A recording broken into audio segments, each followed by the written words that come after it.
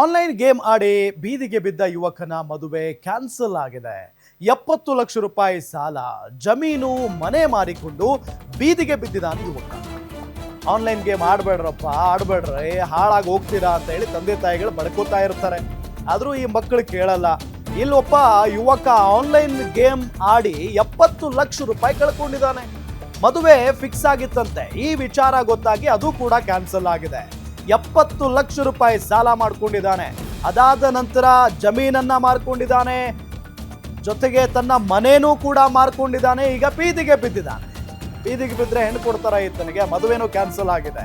Online game ಆಡಿ 70 ಲಕ್ಷ ಕಳ್ಕೊಂಡಿದ್ದಂತ ಯುವಕ. ಇದು ರಾಯಚೂರಿನಲ್ಲಿ ಬೀದಿಗೆ ಬಿದ್ದ ಯುವಕನ ಕುಟುಂಬದ ಸ್ಟೋರಿ. ಈತ ಮಾಡಿದ ತಪ್ಪಿಗೆ ಪಾಪ ಆತನ ಕುಟುಂಬಸ್ಥರು ಕೂಡ ಈಗ ಬೀದಿಯಲ್ಲಿರುವಂತ ಪರಿಸ್ಥಿತಿ. ಆನ್ಲೈನ್ ಸುಳಿಗೆ ಬಿದ್ದು 70 ಲಕ್ಷ ಸಾಲ ಮಾಡಿಕೊಂಡಿದ್ದ ಈ ಯುವಕ ಸಾಲ ತೀರಿಸಲು ಇದ್ದ ಬದ್ದ ಆಸ್ತಿಯನ್ನ ಮಾರಿದ್ದಾನೆ.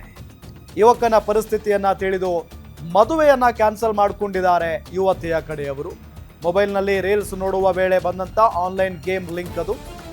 ಫನ್ ಎಕ್ಸ್ಚೇಂಜ್ ಹೆಸರಿನ ಜಾಹೀರಾತನ್ನ ಈ ಯುವಕ ನಂಬಿದ್ದಾನೆ. ಅದು ಹೆಂಗ್ ಸಾಧ್ಯ? ಇವರೆಲ್ಲ 70 ಲಕ್ಷ ರೂಪಾಯಿಯನ್ನ ಕಳ್ಕೊಳ್ತಾರೆ. ಅದನ್ನ ತೀರಿಸೋದಕ್ಕೆ, ಆ ಸಾಲ ತೀರಿಸೋದಕ್ಕೆ ಮನೆ ಮಠ ಮಾರ್ಕೊಳ್ತಾರೆ ಅಂತ ಅಂದ್ರೆ ಆಶ್ಚರ್ಯ.